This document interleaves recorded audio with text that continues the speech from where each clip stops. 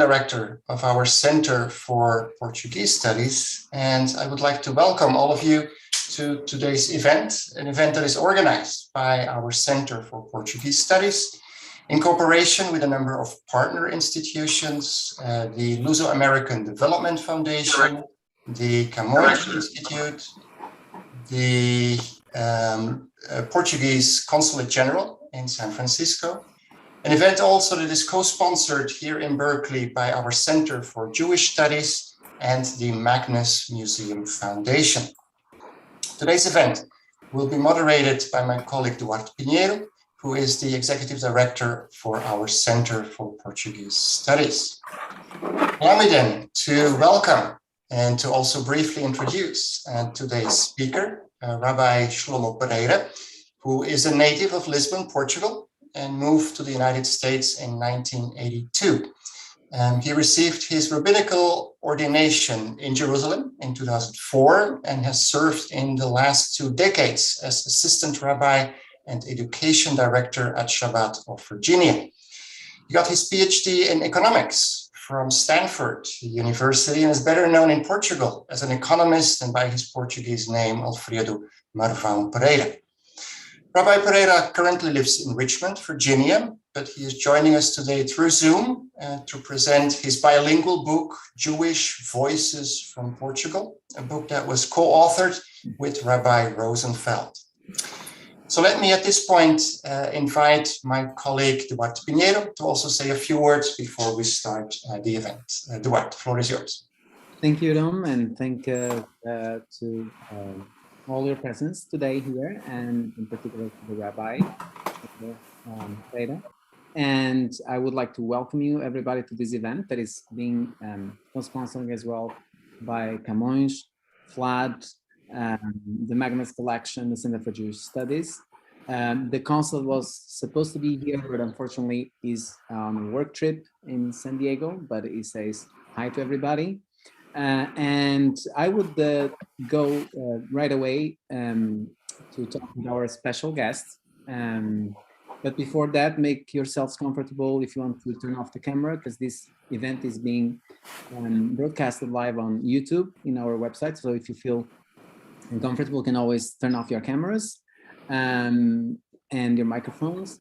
And you feel free as well to put your questions in the chat of the Zoom, and you can also interrupt if you feel free. Our rabbi, he will for sure be happy to answer to all your questions. At the very end, we'll also have some time for those questions as well. So I would like to welcome our rabbi, Alfredo Pereira, who's going to talk about this book. And my first question is for him, because I would like to ask him if he could actually make us a small contextualization of this, the history of the Jewish people in Portugal, and a little bit how was this book born. Very good. So, first of all, thank you so much for having me here. I'm delighted to be here and share all these thoughts with you. And Duarte, I'm very happy that you asked that question. I hope sincerely that nobody has anything to do within the next 24 hours, because answering that question, that's about as long as it's going to take. Just kidding, obviously. But we will have a chance of talking indeed a little bit, not only about the history of the book, but also about the context of things. So specifically, what I'm proposing to do today is I will start with a brief introduction that has to do with exactly just giving you an example of a philosophical thought from one of the rabbis that we feature in our book. Then tell you a little bit about the history of the book, and most of the time really what I want to do is talk about the rabbis and their work, and then I'll give you some parting thoughts. In the meantime, as Duarte mentioned, I have my chat open, so any questions that you have, please feel free to interrupt me.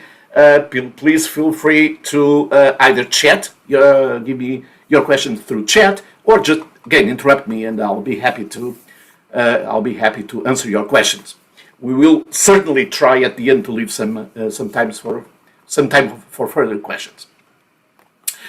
So, starting with just a thought, I want to give you a thought, and it's a thought by this Rabbi Itzakaro.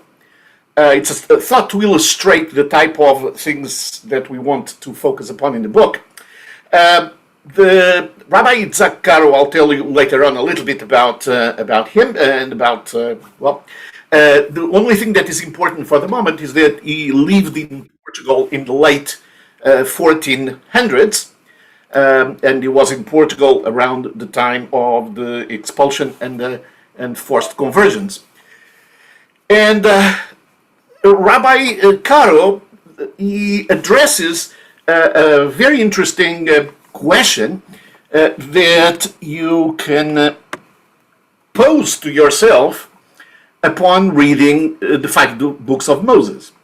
And that is, very often there is one expression that is used that in Hebrew is Yerat Shamayim, and which means in English the fear of heaven, the fear of God. And so Rabbi Caro wants to understand what this means. What does it mean, the fear of God?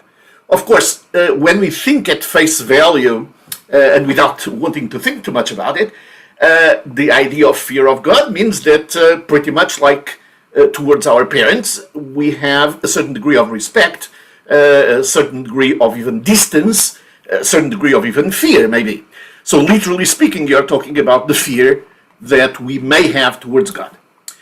However, Rabbi Caro, he doesn't quite like that answer, because we also know that when we talk about our parents, of course, respect for our parents is one of the feelings, it's certainly one of our attitudes towards them, but it's not the whole thing.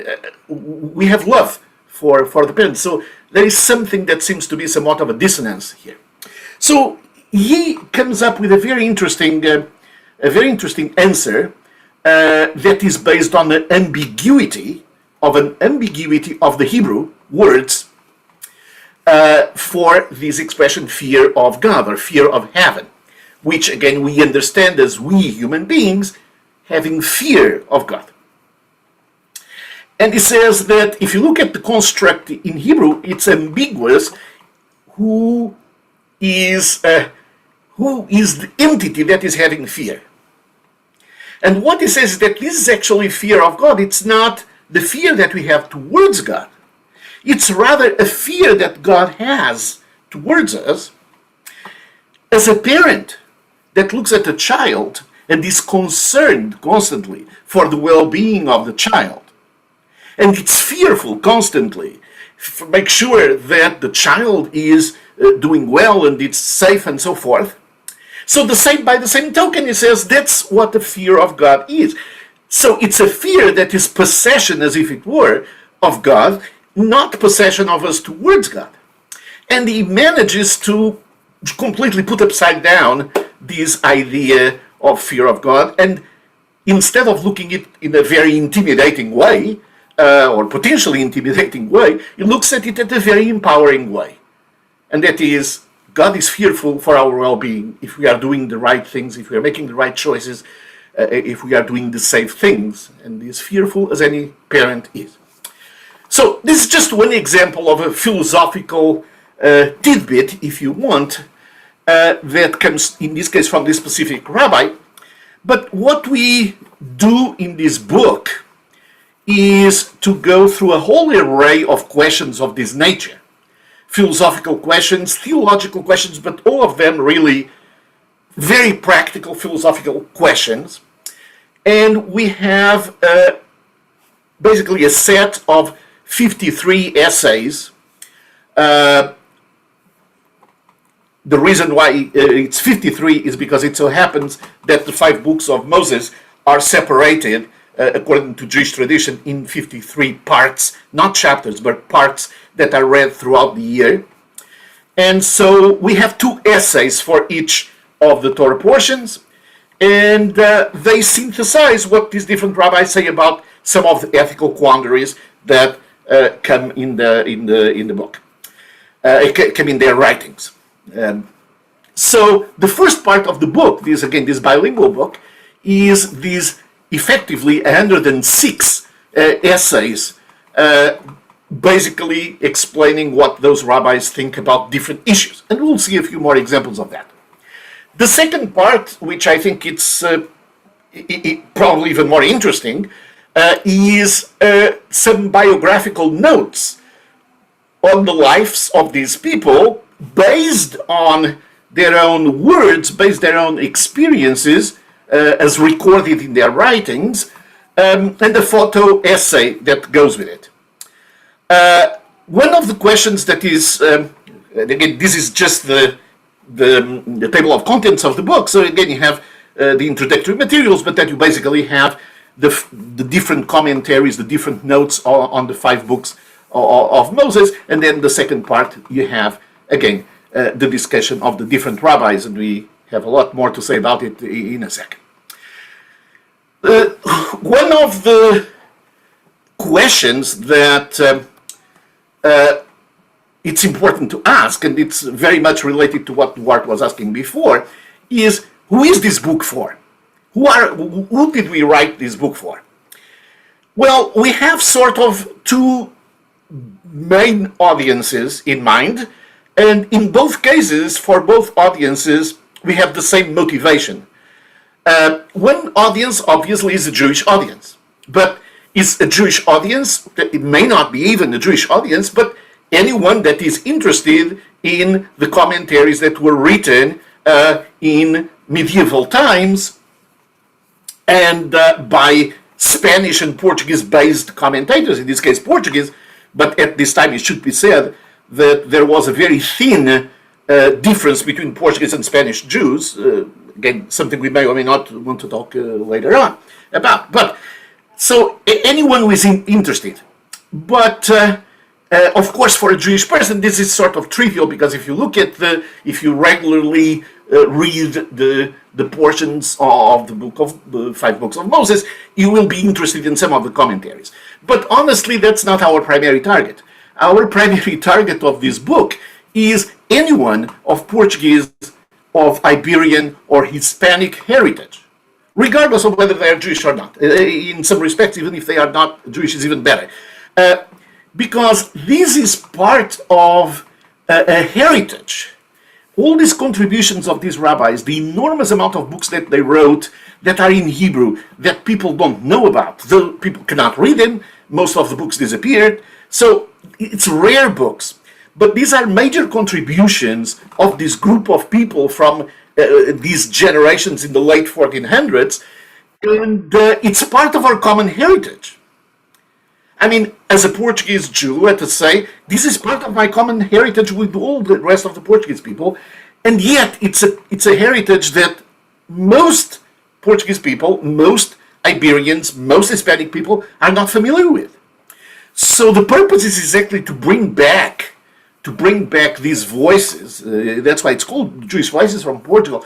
It's to bring back those voices and share their thoughts and their contributions as part of our common heritage. One example that I like to give, because people that are familiar with Portuguese culture and literature will appreciate the example. If instead of thinking about the late 1400s, you would be talking about, let's say, 100 years after, give or take.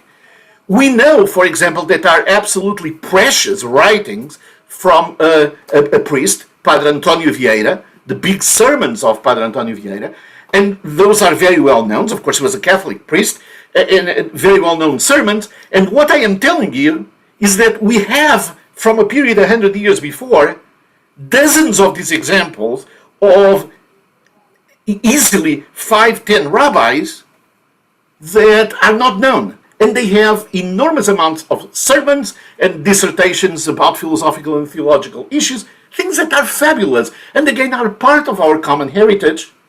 And I want, since I know it, I can learn it, and I can read it, and I can find it, we want to share it with the rest of the people. This objective, I have to say, it's something that we have the privilege and honor of sharing this view with the President of the Republic, Marcelo Rebelo de Sousa. We were able to talk to him and explain to him our ideas, what we were trying to do. He was extremely supportive of the project. And in fact, he wrote a preface to the book. And our main purpose is really learn from the diversity of experiences. And as he writes in the end, efforts such as these publications are in and of themselves a valuable contribution in the promotion of respect and diversity. That's the point. It's, again, highlight that we can be very different and we can have wonderful contributions that are different and are great. So to acknowledge the important historical contributions of the Portuguese Jewish citizens is to recognize the Portugal that we are today. So it's also to recognize that we must persistently promote tolerance, acceptance, and indeed complete integration of all, regardless of their faith and ethnicity. So our basic purpose, again, is to bring to the surface, to really almost resurrect these texts, these Hebrew texts of these different rabbis. So specifically, what we have is a set of commentaries on the 5 books of the Torah, the 5 books of Moses, the book of Genesis, the book of Exodus, Leviticus, Numbers, and Deuteronomy. And again, the commentaries are not religious and theological in nature. They are more inspirational. They are more dealing with philosophical quandaries than anything else. So it's a very universal type of approach to issues. So those are the commentaries on these different books. And the commentaries, again, are a very important part of a literature that existed, it still exists today. But these commentaries, they are designed to inform people, they are designed to inspire, to console, to exhort, and these commentaries written by these rabbis lived in Portugal. They knew the people around them, they knew what they were going through, and they not only talk about their lives and the lives of the people around them, but they talk to the people around them and explain some ethical concepts that we can sort of see in between the lines why they are saying certain things. And I'll give you some examples of that as we continue.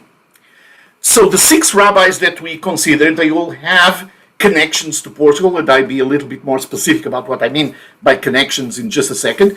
The first 5, they are all from that period of the 1490s. So these are writings from around that period of the 1490s. And this is Rabbi Yosef Chayon, Rabbi Abrabanel, Rabbi Itzakaro, Rabbi Abraham Saba. And in addition to that, there is another rabbi from a little bit later on, that is Rabbi Menashe ben Israel, that was already, he was not a rabbi in Portugal, he was a rabbi in Holland, but he was a Portuguese-born rabbi that moved to Holland eventually. Anyway, so our focus is going to be the first 5, and that's the one that we have some things to, I believe, interesting to say about. Now, this is a very unique set of rabbis. It's very important to mention. It's a very unique set of rabbis because they come from a period where the Judaism as an organized system ended in the Iberian Peninsula. With the Spanish expulsion of 1492 and with the Portuguese expulsion and forced conversions of 1496 and 1497, many centuries of organized and vibrant Jewish presence in the Iberian Peninsula came to an end. And the rabbis that we are talking about that lived in Portugal in the 1490s, so in this period sort of between the expulsion from Spain and the expulsion from Portugal, their lives and their works, they betray exactly what was going on at the time. For example, if you look at all these rabbis, there is not one of them, not a single one, that was born lived and died in Portugal. What I mean by that is that they were born in one place, they lived in Portugal, they ended up dying somewhere else, or a combination of these. And specifically, this is what I'm talking about. For example, Rabbi Chayon, he was born in Portugal, he lived in Portugal most of his life, he ended up dying in the Ottoman Empire. Rabbi Abravanel, he lived in Portugal, he was born in Portugal as well, he lived in Spain after the 1480s, and he ended up dying in Italy. Rabbi Aboab, he was born in Spain, he moved to Portugal after the expulsion, and he died in Portugal. But again, not in the same place where he was born. Rabbi Karli was born in Spain, he came to Portugal before the expulsion, he died in the Ottoman Empire. Rabbi Saba, again born in Spain, he moved to Portugal in 1492, and he died in Italy. So what we are saying here is that in a period in which traveling was extraordinarily difficult, and it was not common at all, we have all this bunch of people that actually were not able to be in the same place for all of their lives. And keep in mind that at this time, in the medieval times, in this period, the overwhelming majority of the people never got more than a few miles away from where they were born. The expectation for the bulk of the people is not to leave the surroundings of where they were born. And we have exactly the opposite here. The commentaries and works that they write also reflect this, because these books that they wrote in Portugal, while they were in Portugal, these books were printed only after the expulsion and forced conversions in Portugal. They were printed mostly in Italy, in the Ottoman Empire. That's where they were printed. So a lot of the printing in the Italy and the Ottoman Empire was actually from Portuguese refugees. In fact, in the Ottoman Empire, the printing press was introduced in the Ottoman Empire in good part by Portuguese Jewish refugees that took with them the printing technology. And these are books, these books that these rabbis wrote are books in Hebrew, and they are very rare. And what that means is that because they are in Hebrew and they are rare, people in general don't know very much about these books, and so in general they are not very well known, and they are much less known in Portugal. So, and basically where we came and say is that, look, here is an enormous number, or amount of information that these rabbis are giving ourselves in their own words, in their own books, and these again, it's an incredible heritage that is common to all of us, and most people don't know about it, and I feel that it's an enormous honor and privilege for me to share with my Portuguese co-citizens, my Iberian, my Hispanic co-citizens, compatriots, to share all this experience and this information, all these things. So, with all of this, what I would like to do now is to spend maybe 5 or 10 minutes with each one of 3 rabbis that are featured in the book, to give you a little bit more of an idea of what their lives look like on one hand, and also what their writings look like. One of the things that maybe it may be a question that you may or may not be thinking about is, given that these books are really rare, how was it possible for us to find them? Well, it was not easy, that's the first thing. But one thing that is important is that all of these are books that exist because they were written after the invention of the printing press, which means that they were printed at some point. And that's the difference between producing, let's say, 200-300 copies of the book, and a typical printing edition in those times, in general, not just in the Hebrew printing, but in general, an edition was 300-400 books. That's pretty much what people published.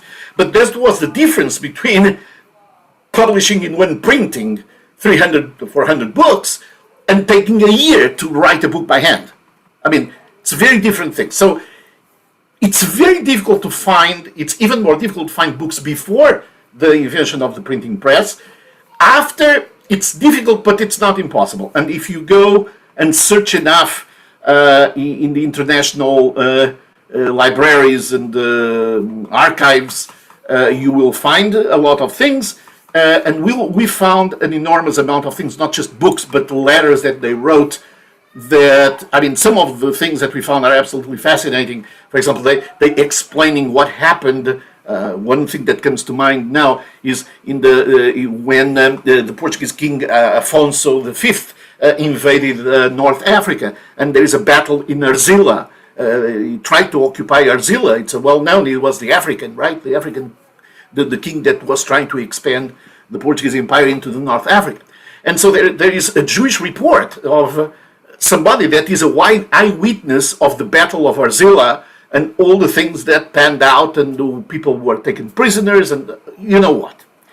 There are very interesting accountings of the later battles as well, but specifically at that time, there is also a very interesting account of the Battle of Toro. And the Battle of Toro was the battle between the Portuguese crown and the Spanish crown, the Castilian and Aragon crown at the time, around that time period, where they basically, this was a war of succession. It was a war because both parties ended up wanting to conquer the other part. So, and we know that Afonso V from Portugal also got into those things.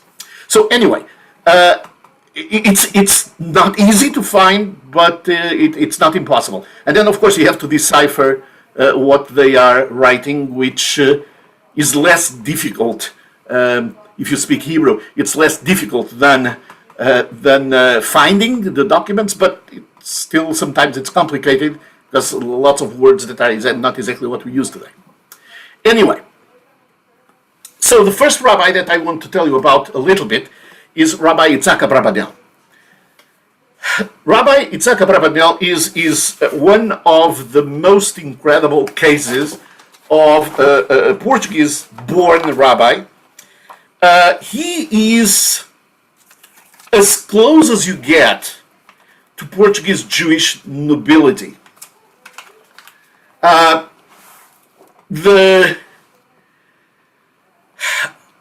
Rabbi Abravanel is actually the only rabbi that I know of that is referred to as Don Isaac Abravanel. So he was part of a family that was very much connected to the Portuguese crown. He was very much related to the house of Bragassa, something we will see. And again, this is a rabbi, and I'm going to read some of his words. This is a rabbi that had an absolutely love for his country, and unfortunately had to leave, and I'm going to tell you a little bit about that in a moment. So he said in one of his books, and one of the characteristics, incidentally, of these Portuguese rabbis is that in the books, when they make philosophical dissertations, they write about their lives and their experiences. So there is a first-hand account that is fascinating. So he wrote, I lived in tranquility, full of God's blessings, in Lisbon, a praiseworthy and important city in the Kingdom of Portugal. God blessed me with wealth and honor. My home was a gathering point for sages and study. So he was very much part of the Portuguese court, of the Portuguese nobility. Really, he was close to the king, close to the nobles. He ended up having to run away from the country. I'll tell you in a little bit, because that's fascinating why he has had to flee the country. But years after he had to flee the country, about 20 years after or so, he writes very movingly. He writes, again in one of his books, it has been 20 years since he left Portugal. In my youth, while I was in my homeland, the city of Lisbon, a great city in the Kingdom of Portugal, he's basically saying, I miss my homeland. I miss Lisbon. I miss the place where I was. It was 20 years ago, but I didn't forget. I still miss very much the place. The place. Now, the reason why he actually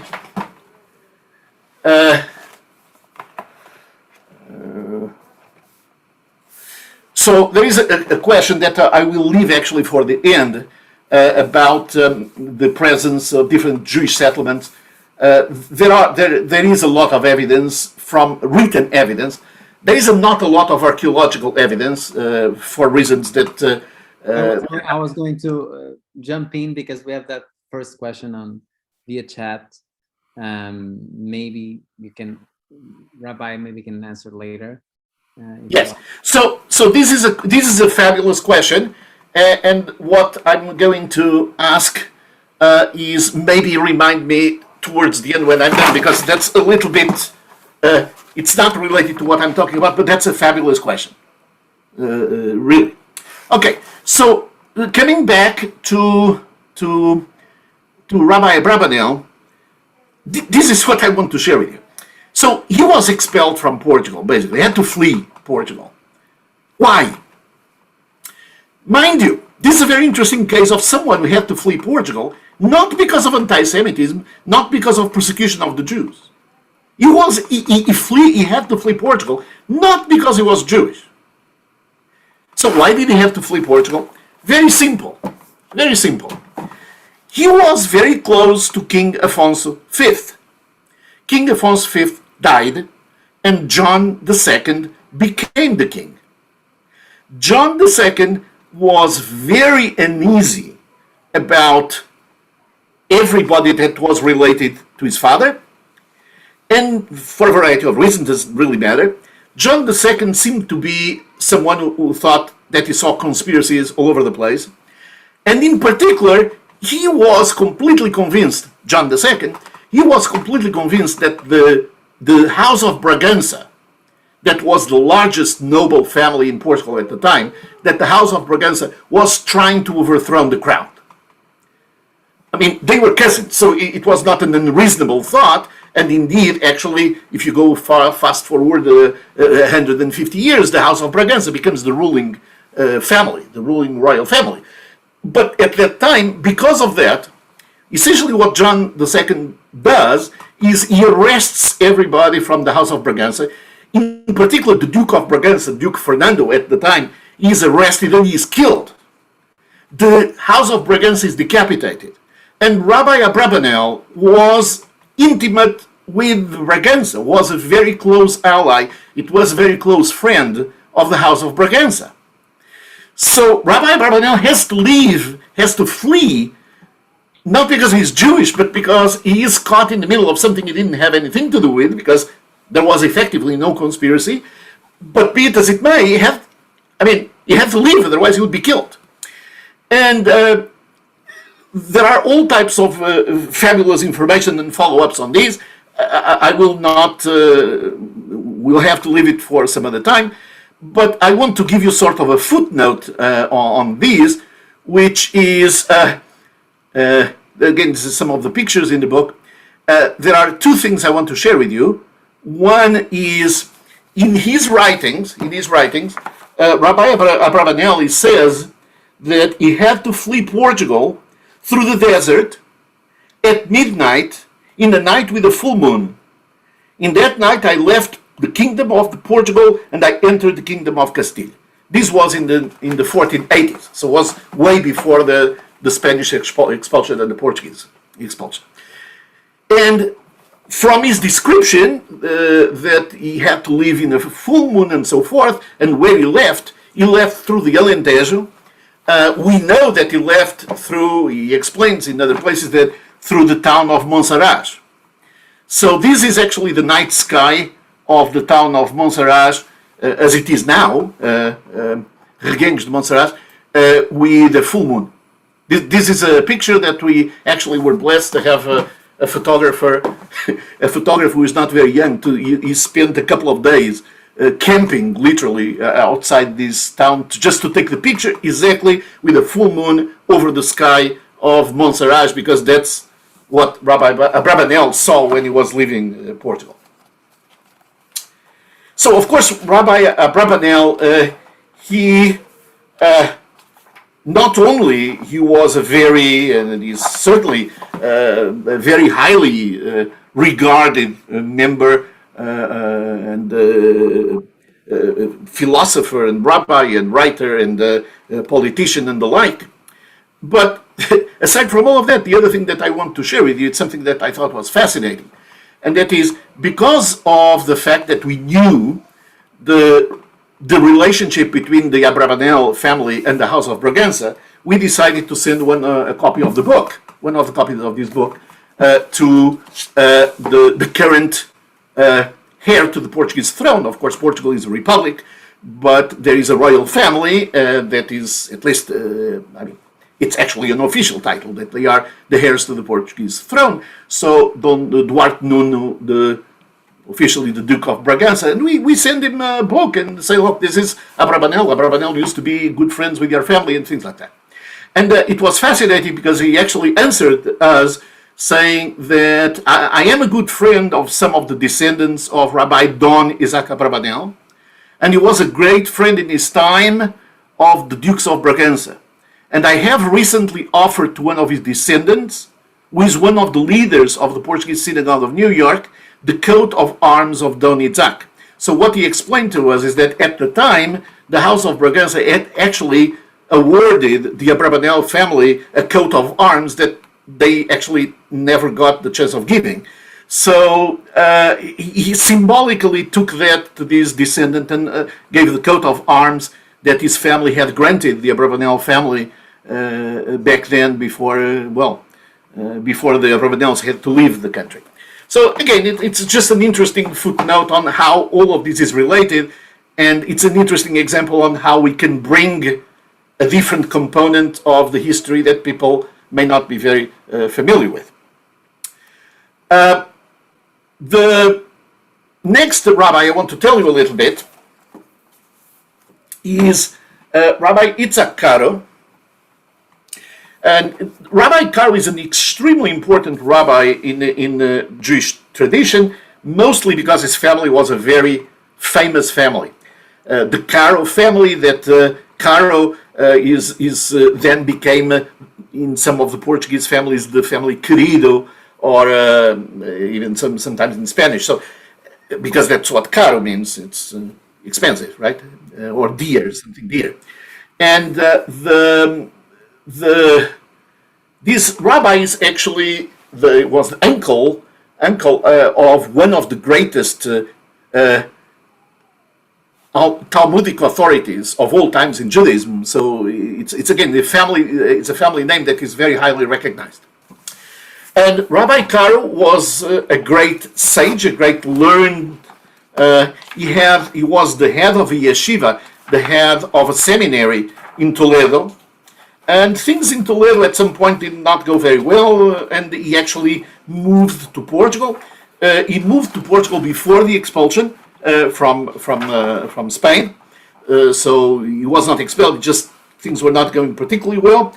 And he says that in one of these books, he writes that I came to Portugal to teach the Torah. So he came to Portugal to teach. He brought his students, he brought his seminary, and he basically sort of transferred things to Lisbon from Toledo, late 1480s. And he says, I mean, his students and teaching is everything for him. He says, my students were like the bright light for my eyes, is what I wish to see. They were like the stars in the sky. So it's someone very, very much connected with the teaching and the scholarship and so forth. And he wrote his books in Portugal. He stayed in Portugal. Unfortunately, he was in Portugal also in 1496 and 1497. He and his family had to flee under absolutely horrible conditions, and tragedy struck his family. And here is one of the interesting pieces of information about his work.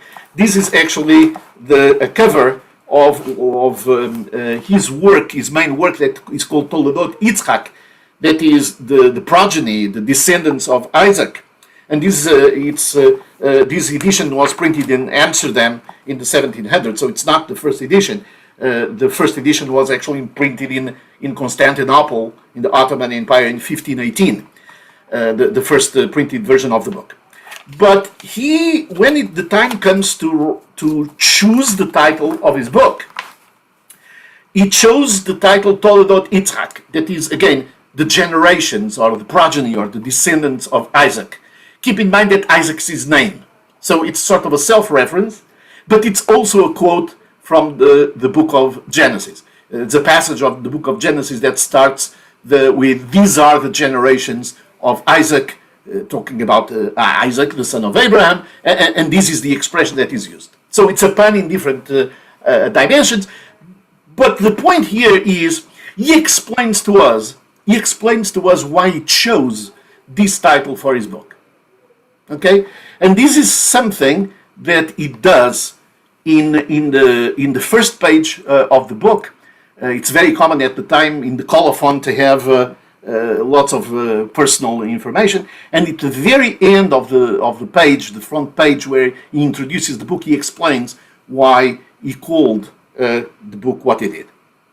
And he explains that, look, in Jewish tradition, your descendants are your kids, of course, but your descendants are your words. It's the thoughts that you commit to writing, is the things, is your good deeds, is your words of the words that you write.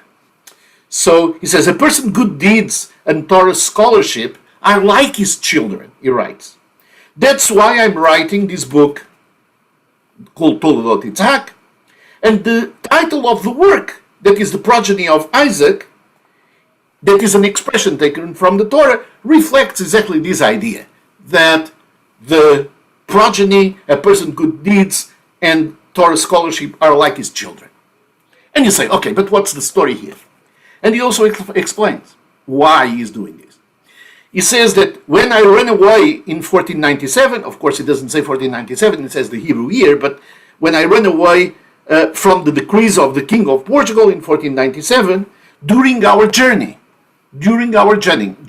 fleeing the country, all my children died. All my kids died. So this is what he's telling us. He's saying, all my children died. I don't have descendants. I don't have children. I don't have a progeny. But what I have is my words. A person's good deed and the Torah scholarship are like my children. So he chooses the name of the book, the progeny, the descendants of Isaac, as a reference to the fact that his children have been between killed and died, and he is childless now, and this is basically his legacy, if you want to use that term. And it's a very moving thing, and that's actually the very last line right here, where he says this, and we transcribe this. This is actually from the original printing of the book. So it's again a very, very sad case, but also very very sad, very touching. Okay. Yes.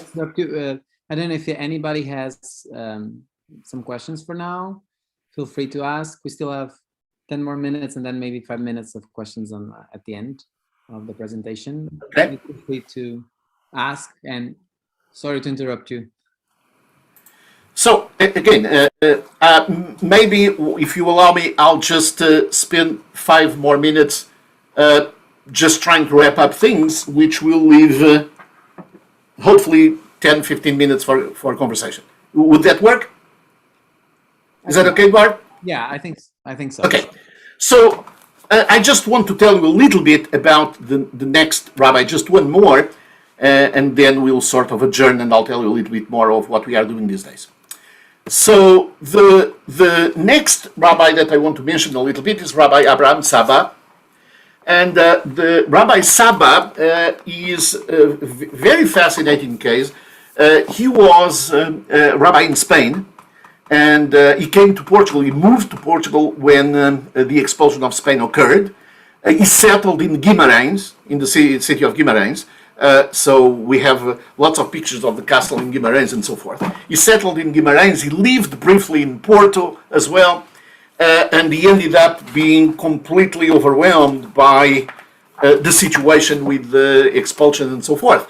As a matter of fact, he managed to bring his library from Spain. He was allowed by the Portuguese authorities to bring his library in 1492. But then in 1496, he was forced to surrender his library to the authorities when the whole process of expulsion started. So he talks a lot about all these things. And he says, by royal decree, my library was confiscated in Oporto. Okay, so he had to take the library from Guimarães to Porto to surrender it. And risking my life, I kept a manuscript with me, my commentary on the Torah, my most precious possession. So he sort of kept hiding one of his manuscripts, but he was not able to keep it for much longer. So later on in the book, he tells about the experience that he went through, and that he said that upon reaching Lisbon, and to put things in context for you, the decree of expulsion from December of 1496 postulated that Jews had to leave Portugal from 3 ports: Lisbon, Porto, and Setúbal. Those were the 3 ports that Jews had to leave. It turned out that Jews were not allowed to go to Porto or Setúbal; they had to come to Lisbon, and even in Lisbon, they were not given vessels to leave the country. So, upon reaching Lisbon, it says, terrifying news spread. Anyone caught with Jewish texts or religious objects would be killed. Outside of Lisbon, together with 2 fellow Jews, we dug a hole. Underneath an olive tree, I buried my life's work. He buried his book under an olive tree. It says, it was a beautiful olive tree that safeguarded my ideas and thoughts. But to me, it was a tree of tears. So he explains that he had to leave. This is actually the Hebrew that you have right here. This, of course, it's just a symbolic tree, but this Hebrew is from the first edition of his book, exactly one where he explains exactly what I'm telling, saying that this is my most precious possessions. I have to bury it in Portugal, in the Kingdom of Portugal, under a tree. He doesn't say it's an olive tree here, but it says in another place it's an olive tree, in the city of Lisbon, of Lisbona. Lisbona, as it was the term used at the time. So he explains that's what he had to do. And he buried he had to bury under the tree these. And so basically when he moved on and he ended up reaching Morocco, North Africa, he wrote the book. He wrote his comments from memory. The Rabbi Saba, I mean, again, there are absolutely fabulous stories that he tells about what happened to him and the family and so forth. But Rabbi Saba and this story of having to bury his work under an olive tree, olive trees being such a Portuguese thing, and this was one of the most moving things, moving thoughts that we've seen in all these writings. And so this precious pearl I had with me was taken away from me in Portugal, and I had to conceal it and bury it in Lisbon under an olive tree. And this was, it was an incredibly moving thing for us. And me and my co-author, Rabbi Eli Rosenfeld, who lives in Portugal, he moved to Portugal about 12 years ago. And he became a citizen and so forth. I mean, he decided to dedicate his life to help the Portuguese Jewish community and uncover all these things. So our commitment really is to try to symbolically search under old olive trees and again, symbolic olive trees, and try to find these Portuguese Jewish treasures.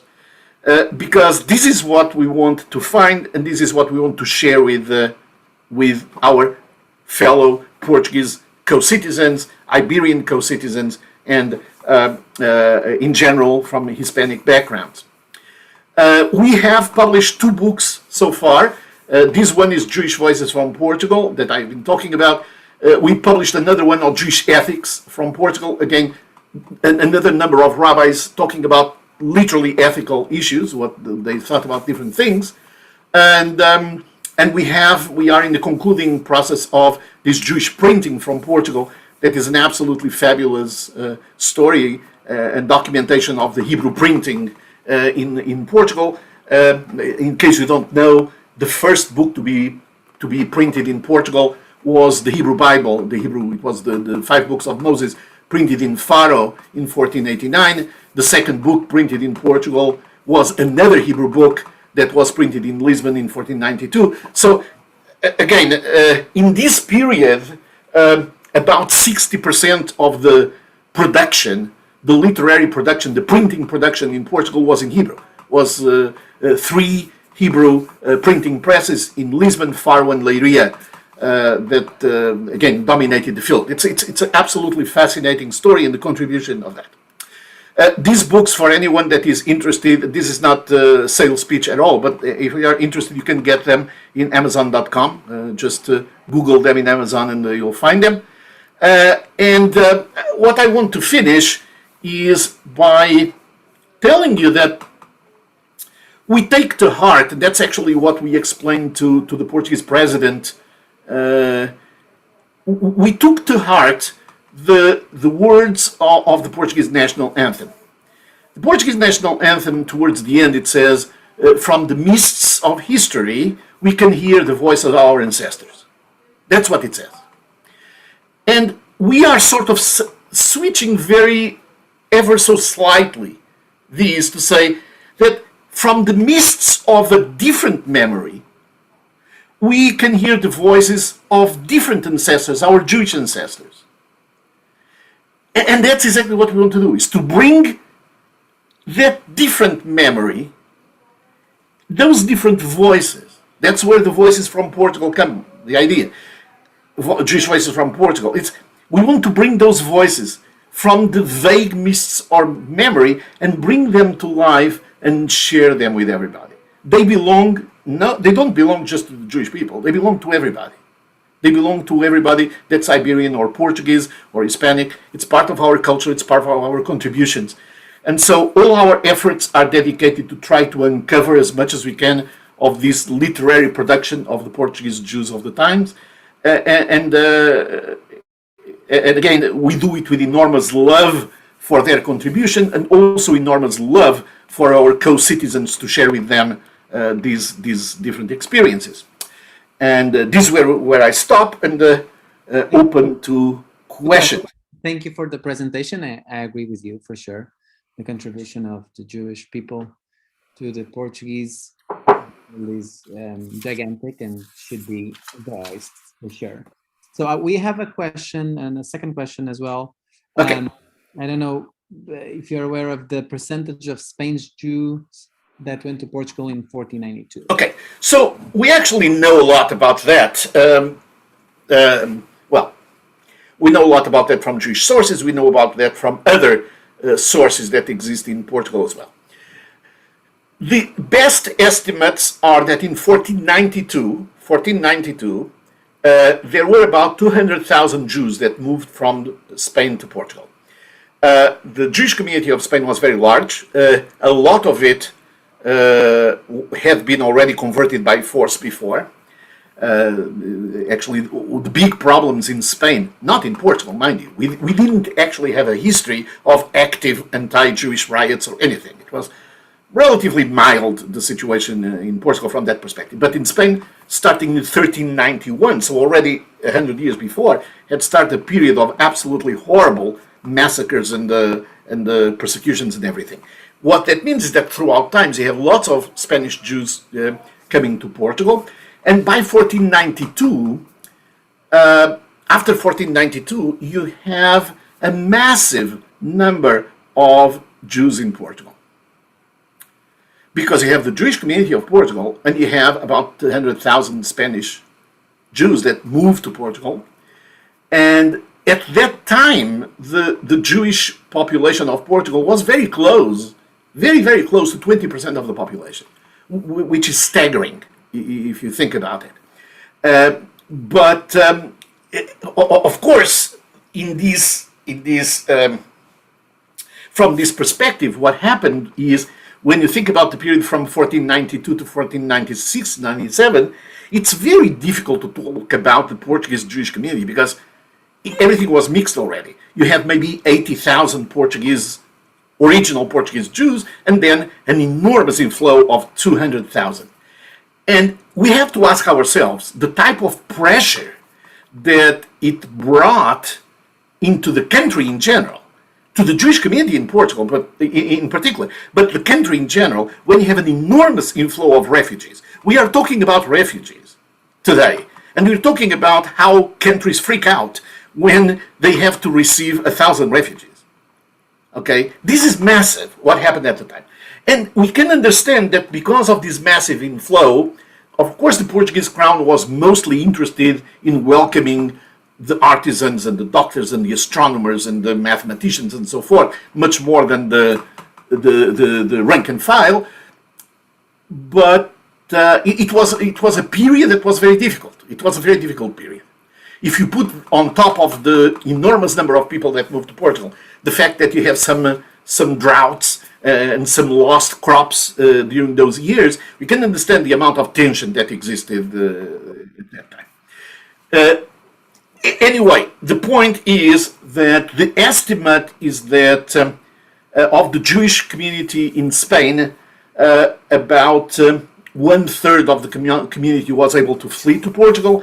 The other third were basically killed, and the final third converted and stayed in Spain. That's sort of the general numbers that we are talking about here. Thanks. So, okay, so that's the one question. There is the previous question, maybe from Adriano Fernandez. That's a fabulous question. You were asking the archaeological finds in Portugal, with the presence of settlements, texts, and so forth. There's one in Castelo de Vide that is a map with many communities postulated to have Jewish areas. Let me tell you something. We know for a fact from documents that there were hundreds of Jewish settlements in Portugal in the late 1400s. We know that.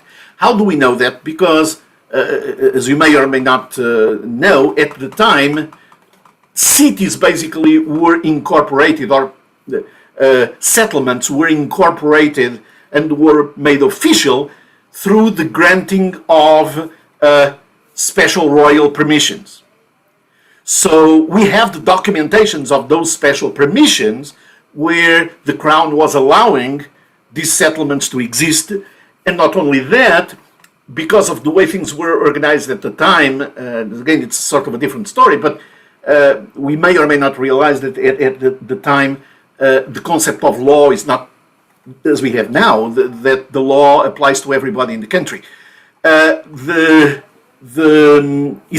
foral, that's exactly, I forgot the word, but that's exactly the word that I was looking for. They give carta de foral, thank you. And but the law basically at the time was very much related to the community. So the Jewish communities, or the Muslim communities for that matter, they were allowed to have their own systems of law, by and large. But the system of law, the officers of the court and so forth, they were actually appointed by the crown. So we have all the documentation in Torre do Tombo and other archives in Portugal. We know for a fact that there were hundreds of those cities and hundreds of those appointments. Again, that's not the question. The question is that we actually don't have a lot of physical remnants. And there are two good reasons why we don't have physical remnants of that. The first is that because a lot of it was destroyed with the expulsion, with the decree of expulsion. People don't realize the decree of expulsion was just the beginning of a process that led to the systematic dismantling of Portuguese Jewish community, or the Jewish community living in Portugal. And what I mean by systematic means that, for example, right after the decree of expulsion, all the synagogues were closed. All the books were confiscated. All the ritual objectives were confiscated. The cemeteries were dismantled. And again, we have records of this. This is something you can verify in Torah do Tombo. You have all this documentation. For example, a fascinating story of this dismantling of the physical infrastructure is the main synagogue of Lisbon at the time. It was immediately closed in December of 1496. That means way before the expulsion was supposed to take effect. In fact, there was no expulsion. It was forced conversion. And it was clear from the beginning in retrospect. So what you have is this main synagogue is closed, and for initially is used as a depository of the books and the ritual objects that were taken from all the other synagogues. The smaller synagogues were made into stables or made into prisons. For example, the prison in Limoeiro in Lisbon, that was the location of one of the synagogues. And the thing that's interesting then is the main synagogue. That main synagogue was given and became the Church of Our Lady of Immaculate Conception, which incidentally is a church that still exists, although not in the same building. But that still exists in downtown Lisbon, the Church of the Immaculate Conception. And the reason why this is fascinating is because how was it given to that group of friars? Because King Manuel, he wanted to build a special monument celebrating the discoveries. He wanted to build a monument, but the land where he wanted to put the monument was a church and a small monastery of this order, the friars Capuchins, I think that was the name. So basically what he did was, I'll give you this church, give you the building of the synagogue, and you can do a church there in exchange for that land that I want. My friends, that land is where the monastery of Jeronymus is now. That's the land. That land was bought with property, with basically the main synagogue in Lisbon at the time.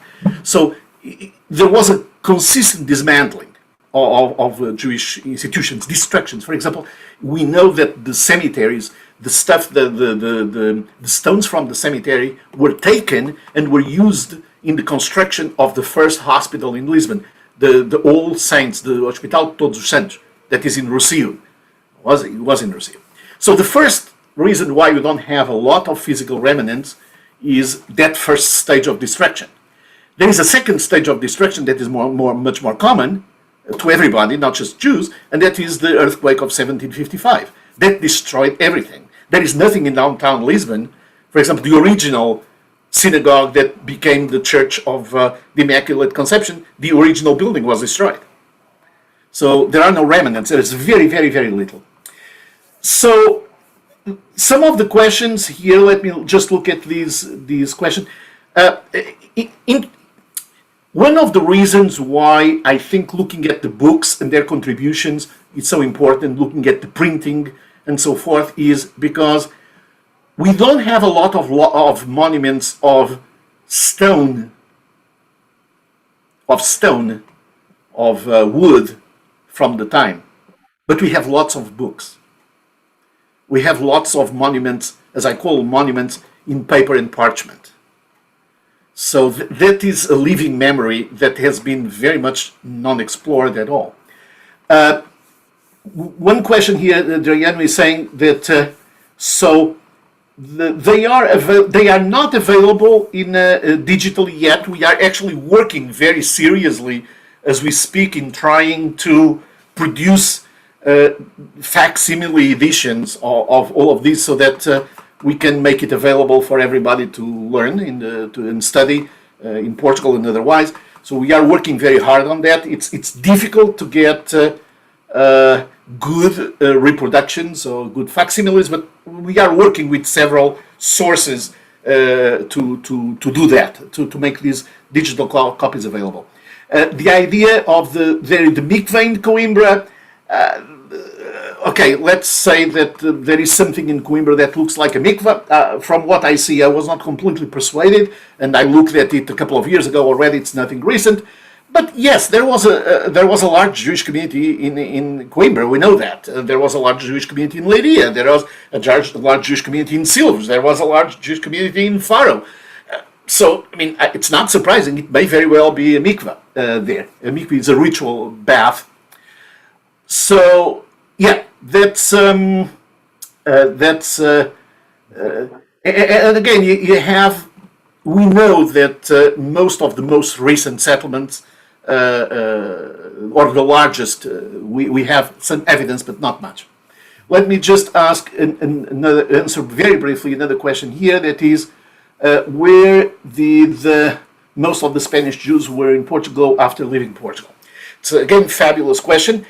You basically have two generations, or if you want, of refugees.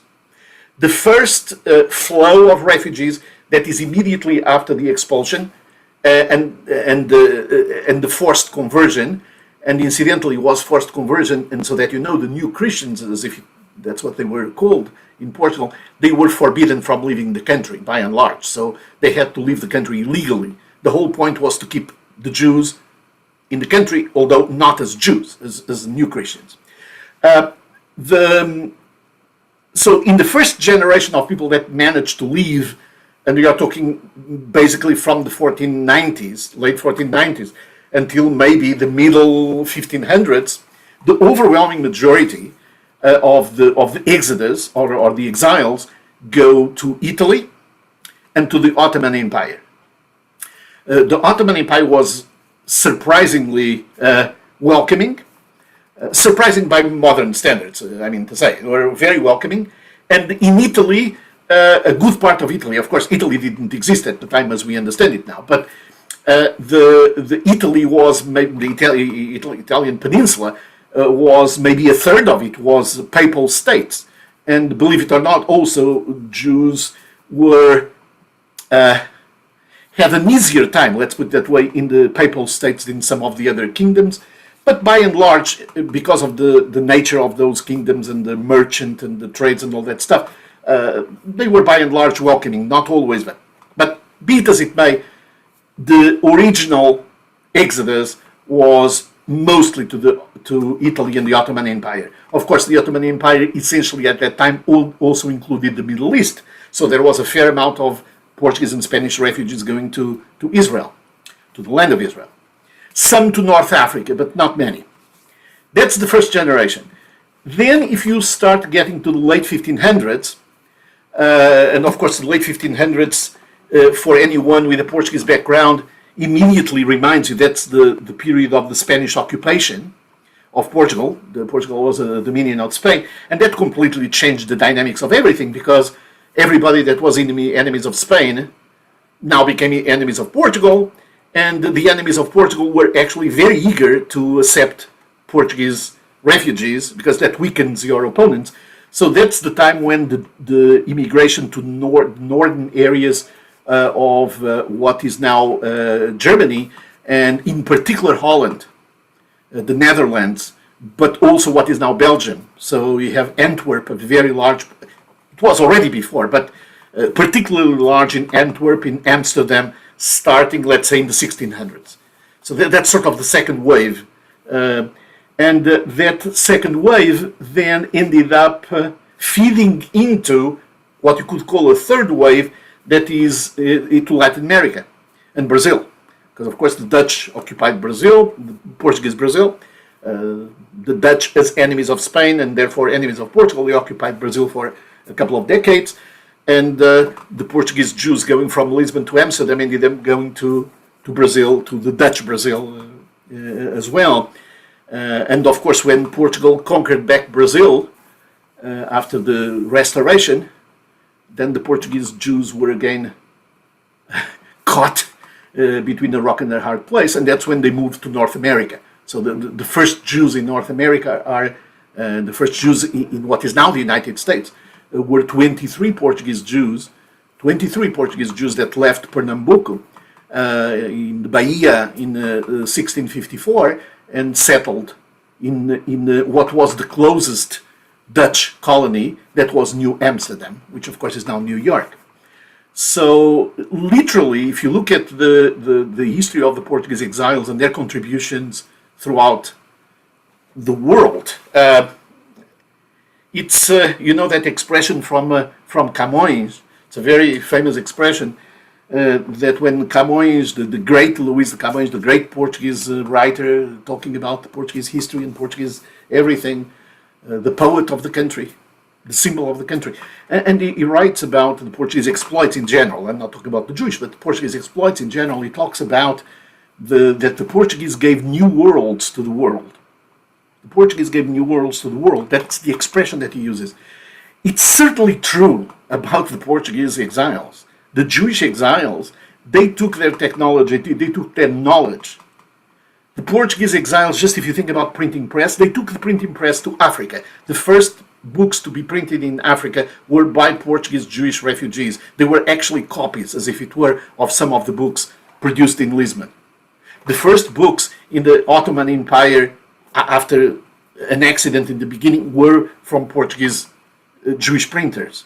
You can the technology, the military technology of cannons and powder and things like that was introduced in the Ottoman Empire by Portuguese refugees. The printing press is introduced by Portuguese and Spanish refugees.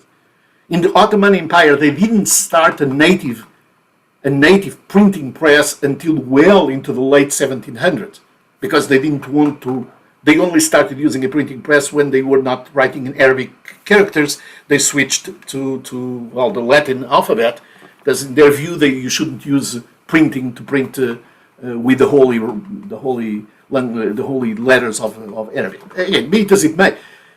So you really have the Portuguese Jewish refugees literally giving new worlds to the world. That's no question about that. So another question here. As you know, there is such a heritage of those new Christians. Very briefly, because we're a little bit over our time, I would like to thank you. It's very briefly, if you want to answer to that last question, Rabbi. Sure. So he says there is a rich heritage of those new Christians, Mirandas in Brazil, especially the Northeast, this being uncovered during the last decades. So yes, there is a lot of that. I'm just making sure there's no more questions. Okay. Yes, what happens is that, as you may notice, I'm being a little bit cautious about that, because there is a legitimate large number of people that are rediscovering their roots. That's true. But there is a lot of other things going on that I even don't think it's particularly interesting to talk about here. But the answer is yes. I mean, because that area of Brazil, that's exactly where you have a massive Jewish presence during the Dutch occupation, or the Dutch period. And in that period, when the Dutch were expelled, some managed to leave, but it was a very small number of people. And the others that were not able to leave, guess what? They are now under the Inquisition again. So in Brazil, in particular, there were a very large number of, because of that, and even before and after, there was a large number of new Christians that settled. One thing I should mention also is that we know that in the Portuguese navigation exploits, there were lots of new Christians that joined. There is a lot of new Christians that ended up going back to Judaism in Goa, for example, in India, in Cochin, Bombay, all those places. we may or may not know, but one of the strongest inquisitions in Portugal was in Goa, because of the number of new Christians that were going there and then coming back to Judaism, so to speak. And so you have a lot of people going to Brazil. There is a lot of documentation about the role of the Jewish presence in the development of the sugarcane, in development of the plantation system, in the Bandeirantes, and all that part of the history. And the good part of it is because it was so dangerous to go into those intercontinental trips, the voyages, the maritime voyages, that it was difficult to find people that were willing to go. So very often the authorities had to, their resort was to get people that were in jail and give them freedom from jail in exchange from them participating in the, or you have to be in a very desperate part of society, hoping that maybe you can go to the New World and you can go back to practice your things. So yeah, there's a very large number, and I should say that in Brazil, several universities have a very, very good developed work about understanding and uncovering all this information. Now, what we see now, part of it I think is genuine. Some of it I think has other connotations that are not the best in my mind. Thank you so much, Rabbi, for your presentation and for all of you that were present here today. I hope you can dive in the book, buy the book and dive in the book. It's very, very interesting. And once again, I appreciate your presence. You can see the video on YouTube of the Institute of European Studies if you want to revisit what has been said. And once again, have a wonderful night, and see you at the next event of the Center for Portuguese Studies. Thank you. And thank you, and please feel free to send me any questions that you may have by email. I'll be delighted to answer. And so thank you so much for spending your time with us.